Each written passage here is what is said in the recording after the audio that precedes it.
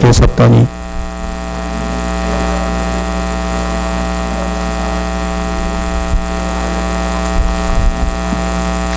말하던 사람에게 대답하여 이르시되 누가 내 어머니이며 내 동생들이냐 하시고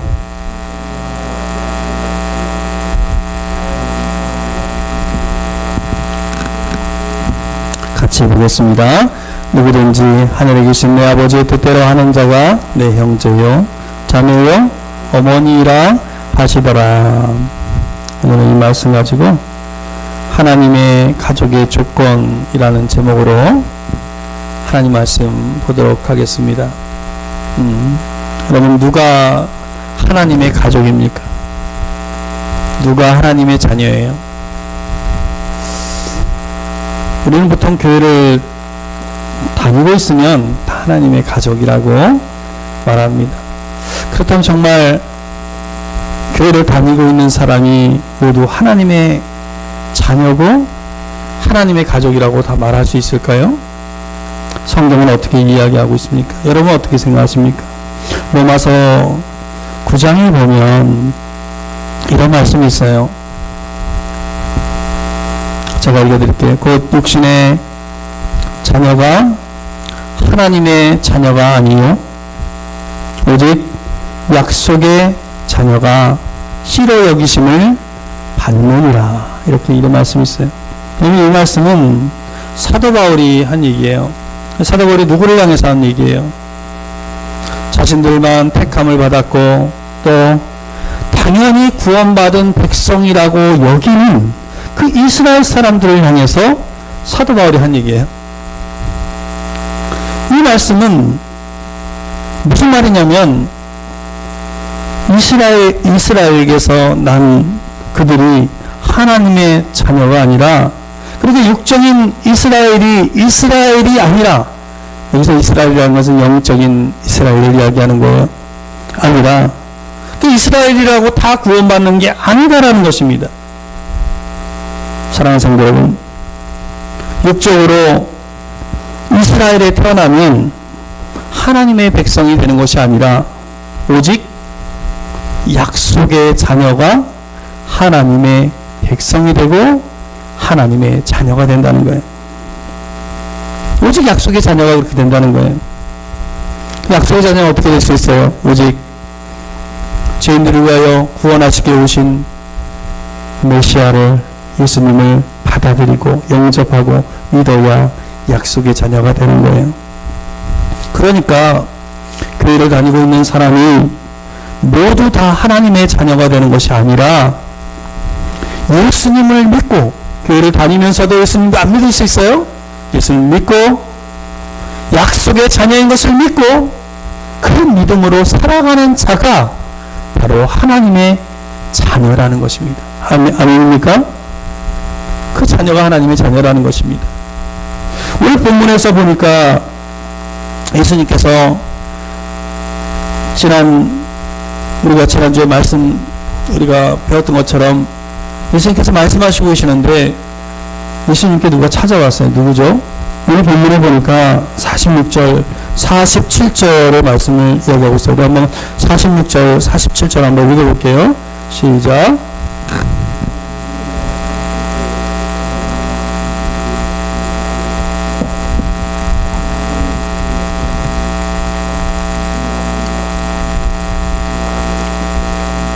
예수님께서 말씀하실 때 누가 왔어요? 어머니와 그리고 동생들이 왔어요. 그렇죠? 동생들이 왔어요. 예수님은 맞이였어요. 동생들이 왔어요. 그리고 그 사실을 제자들이 예수님께 알렸어요. 그때 이 말을 듣고 예수님이 뭐라고 하셨냐면 계속해서 한번 읽어볼게요. 48절, 49절, 50절인데 48절만 한번 읽겠습니다. 시작.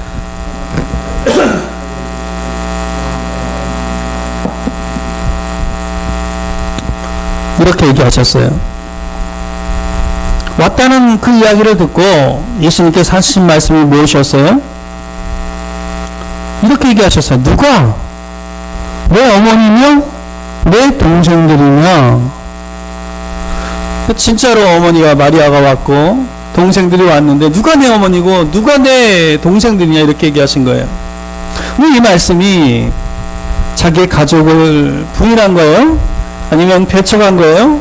그런 말씀이 아닌 거예요. 여러분, 이 말씀을 하시는 배경도 똑같습니다. 이 말씀을 좀 우리 영적인 관점에서 바라보기를 원해요. 이 말씀을 하시는 배경도 똑같아요. 유대인들은 자신들은 당연히 하나님의 선민이기에 구원받을 거라고 생각했어요. 마치 지금 어머니와 형제들이 당연히 내가 예수님의 가족이니까 당연히 예수님의 가족으로 환대를 받을 거고 그럴 거라고 했던 것처럼 유대인들은 그랬다는 거예요. 자신들은 아브라함의 자손이기 때문에 당연히 하나님의 가족이라고 생각했다라는 거예요. 마치 내가 교회를 다니고 있으니까 나는 천국 갈 거야. 나는 구원받을 거야. 이렇게 생각하는 거 똑같아요. 근데 주님은 그들에게, 그 유대인들에게 진짜 영적인 가족이 무엇인지 알려주려고 하는 거예요, 오늘. 그래서 어떤 사람이 하나님 나라의 영적인 가족이라고 이야기했어요? 50절 말씀이 한번 읽어볼게요. 50절 시작. 누구든지 하늘에 계신 내 아버지의 뜻대로 하는 자가 내 형제요 자매요 어머니라 하시더라. 그러니까 누가 하나님 나라의 영적인 가족이고 하나님의 자녀고 하나님의 가족이 될 수 있어요? 하나님의 아버지의 뜻대로 하는 자가 가족이라는 거예요. 사랑하는 성도 여러분, 그러므로 참된 신앙인의 그 참된 신앙인이 가져야 할 가장 큰 관심이 무엇이었냐면 하나님의 뜻이 무엇인가라는 거예요. 하나님의 뜻이 무엇인가? 내가 하나님 뜻대로 정말 생각하고 하나님 뜻을 알고 살고 있는지 나 자신을 돌이켜보는 거예요. 여러분, 말씀대로 사는 것보다 신앙인에게 중요한 것은 없어요. 말씀대로 살아야 돼요. 하나님의 뜻을 알고 살아야 돼요. 그죠? 근데 말씀대로 살아가려고 죽도록 노력한 사람들이 있었어요. 그 사람들이 누구예요? 지금 바리새인들입니다. 유대인들이에요. 구약에 있는 말씀대로 살으려고 했어요. 율법을 따르려고 했어요. 근데 말씀대로 살으려고 했지만, 그렇지만 그들이 놓친 게 하나가 있었다 그랬어요. 지난번에도 얘기했지만 그들은 무엇을 놓쳤어요? 하나님의 의를 붙잡는 것이 아니라 자신의 의를 붙잡았다. 내가 율법을 지켰어. 그러니 나는 하나님 나라 갈 거야. 내가 이것을 지켰어. 그러니 나는 하나님 나라 갈 거야. 마치 이것은 내가 예배를 드렸어. 그러니 하나님 나라 갈 거야. 라고 하는 거와 똑같은 거예요. 사랑하는 성도 여러분, 다시 한번 강조하지만 말씀대로 산다는 것은 정말 두 가지를 포함해야 합니다. 우리가 지난 시간에 제가 나눴는데요. 첫 번째는 회개입니다. 회개입니다. 내가 정말 말씀대로 살았는지.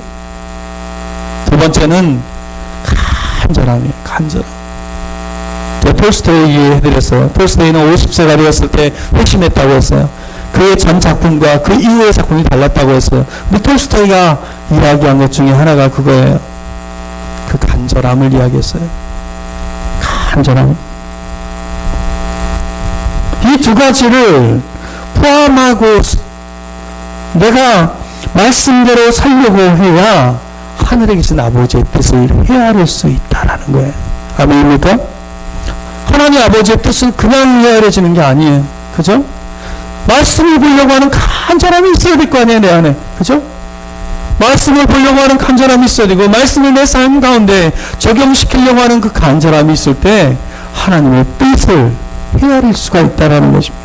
그리고 말씀대로 사라지는 기적을 체험할 수 있는 것입니다. 아멘입니까?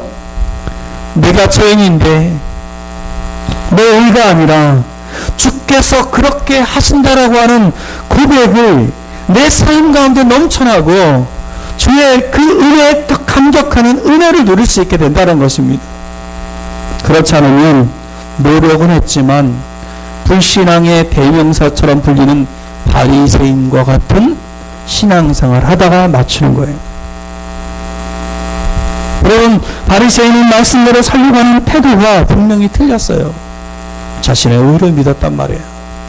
사랑하는 성도 여러분, 우리가 주님의 의를 구하는 우리 모두가 되기를 소망합니다. 우리 마태복음에 보면 마태복음에서도 이와 동일한 말씀을 하고 계세요. 우리 마태복음 7장 말씀을 한번 볼게요.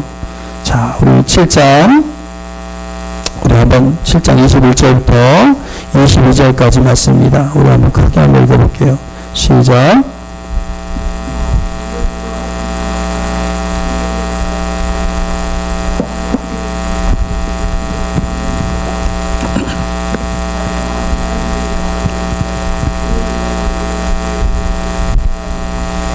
주의 이름으로 귀신을 쫓아내며 주의 이름으로 많은 권능을 행하지 아니하였나이까.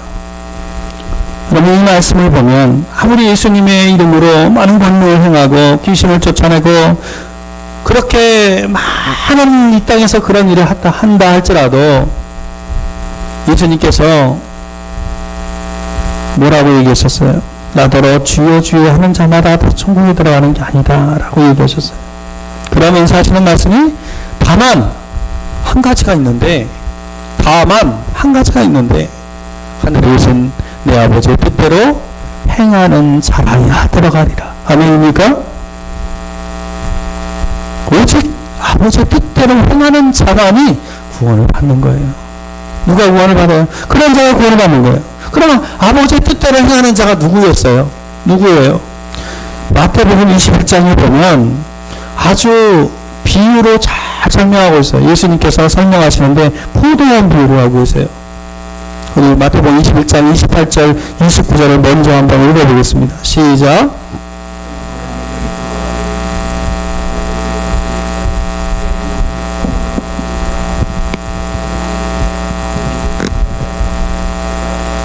포도원 이야기를 하시는데 두 아들을 얘기하는데 먼저 첫 번째 아들을 이야기해요. 맏아들을 이야기해요. 그 맏아들한테 포도원에 가서 일하라고 얘기했어요. 그때 네 가겠습니다 하고 갔어요, 안 갔어요? 가지 않았어요. 여기서 얘기하는 맏아들은 누굴까라는 거예요. 누구예요? 여기서 얘기하는 맏아들은 유대인을 얘기하는 거예요. 바리새인들을 이야기하는 거란 말이에요. 유대인들을 이야기하는 거예요. 하나님을 섬기려고 하는 열심이 있었어요. 그래서 뭐라고 대답했어요. 그러나 포도원에 가지 않았다는 것은 하나님 아버지의 뜻대로 순종하지 않았다라는 거예요. 그러면서 이제 둘째 아들 얘기해요. 30절, 31절 보니까 한번 같이 한번 읽어보겠습니다. 시작.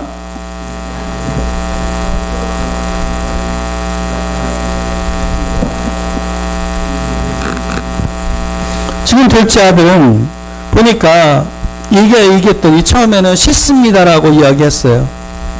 그리고 나서 나중에 뉘우치고 갔어요, 안 갔어요? 그 포도원에 갔어요. 가서 그 일을 하나님 나라의 일을 우리가 요한복음 15장에 나오지만 포도 비유를 많이 하잖아요. 하나님 나라의 결실과 열매와 이런 것들을 이야기하는 거예요. 그 일을 한 거예요. 지금 둘째 아들은 처음에는 순종하지 않았지만 나중에는 순종했어요. 이 둘째 아들은 누구를 이야기하는 거냐면 그 다음에 예수님께서 설명하시는데 뭐라고 설명하시면 그 둘 중에 누가 아버지의 뜻대로 하였느냐 하면서 이르되 둘째 아들입니다. 그 다음부터 한번 읽어볼까요? 시작. 그들에게 내가 진실로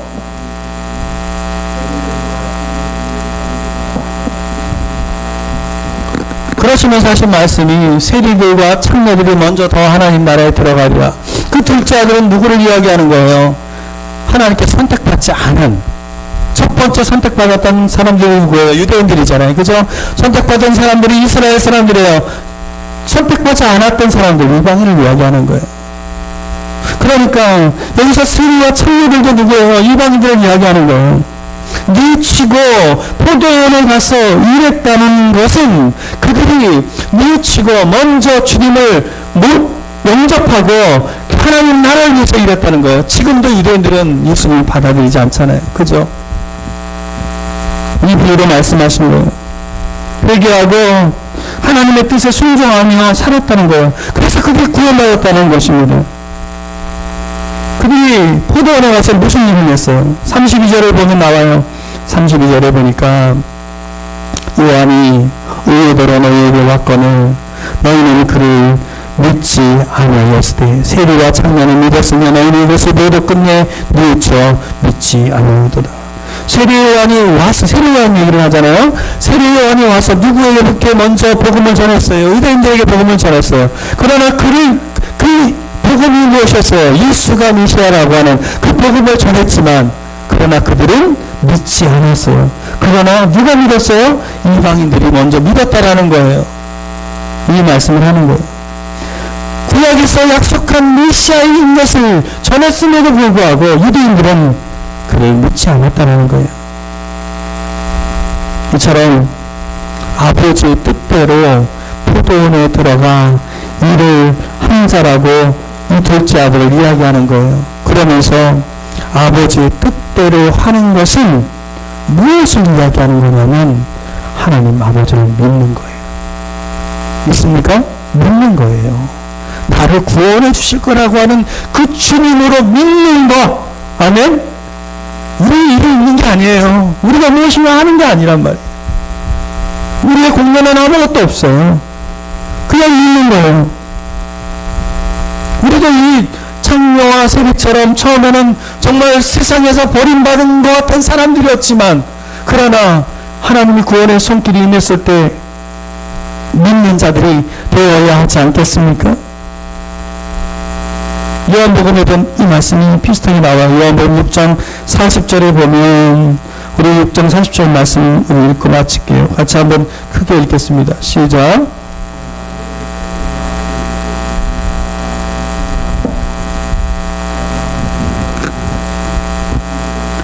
아멘. 아멘. 아버지의 뜻이 뭐예요? 아들을 보고 믿는 자마야 영생을 얻는 이것이라고 했어요. 근데 한번 믿고 끝나는 게 아니죠. 그죠? 믿는 자의 삶을 살아가는 거예요. 믿는 자의 삶을 살아가는 거예요. 예수님을 믿는 것은 예수님을 구원자로 믿고 그리고 예수님을 나의 주인으로 모시고 내가 따라가는 거예요. 아멘입니까? 그렇게 살아가는 거예요.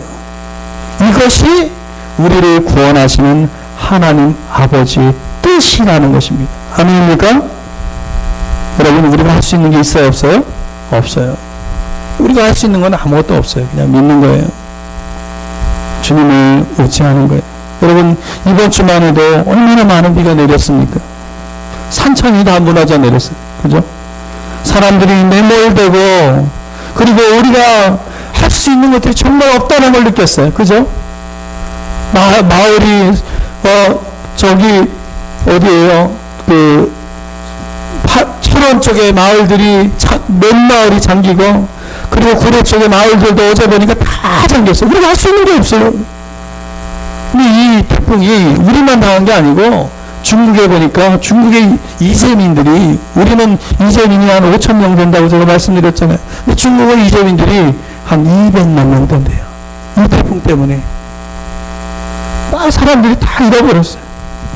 여러분, 구원의 날에 심판의 날이 다가올 때 우리가 할 수 있는 게 있을 거라고 생각하세요? 아무것도 없어요. 우리가 할 수 있는 건 아무것도 없어요. 오직 하나님 아버지의 의를 붙잡는 것입니다. 아멘입니까?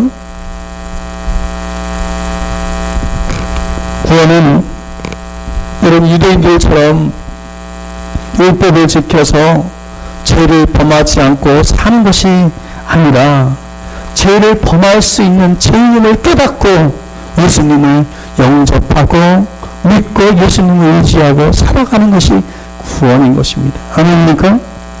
그 참된 신앙인이 가져야 될 관심이 뭐냐면 하늘에서 아버지의 뜻대로 살아야 하는 거예요. 그럴 때 하나님의 가족이 되는 거예요. 하나님의 자녀가 되는 거예요. 아멘입니까? 말씀대로 살아가는 것 외에 중요한 것은 없습니다. 출애굽한 이스라엘 백성들이 가나안 땅을 기업으로 받는 모습과 같이 우리는 구원을 받는 거예요. 하나님께서 이스라엘 백성을 그 어둠 가운데 있었던 속박 가운데 있었던 그 이스라엘 백성들을 택하셔서 출애굽을 시키셨어요. 믿음이 없는 자들에게 마음의 할례를 주셔서 그들에게 믿음을 주시고 그리고 약속의 땅인 가나안을 기업으로 받게 하셨어요. 여러분, 저와 여러분도 마찬가지예요. 하나님께서 어둠 가운데, 나는 잘 모르지만, 여러분은 잘 모르지만 어둠 가운데 있고 아픔 가운데 있고 고통 가운데 있는 우리들을 하나님 백성으로 삼아주셔서 성령을 보내주셔서 사단의 노예에서 해방시켜 주시고 예수님을 영접해서 그래서 믿게 만들어 주셨다는, 이것이 구원이라는 것입니다. 아멘입니까? 그래서 우리가 이 땅에서 우리는 이렇게 살아갈 거예요. 그 주님을 의지하면서 때론 힘들고 어려워도 인내하면서 그렇게 살아갈 거예요. 그것이 우리 믿음의, 그것을 요구하는 거예요. 고난 가운데서 이스라엘 백성들에게도 그렇게 얘기했어요. 제가 이번 주 신명기를 쭉 읽었는데 신명기 속에서 뭐라고 얘기해요? 내가 너에게 고난을 내줬는지 아니야. 그 고난 가운데서 나를 섬기는지 안 섬기는지 내가 고려한다. 우리에게 우리의 삶에 왜 고난이 있는 거예요? 고난 가운데서 하나님을 바라보는지 아니면 내 마음대로 내 멋대로 살아가고 있는지 주님이 알기 원하신다는 거예요. 사랑하는 성도, 우리는 이렇게 사는 거예요. 그러다가 육신이 죽으면 하나님 나라로 인도하셔서 하나님 나라를 기업으로 주신다는 것입니다. 하나님의 가족이 되는 거예요. 하나님의 자녀가 되는 거예요. 아멘입니까? 여러분, 이 은혜와 사랑을 잊지 않고 살아가는 축복이 저와 여러분들 가운데 있기를 주님의 이름으로 간절히 축원드립니다. 우리 찬양 한 장 드리겠습니다. 우리 아침 안개 문학가리들 찬양 드릴게요.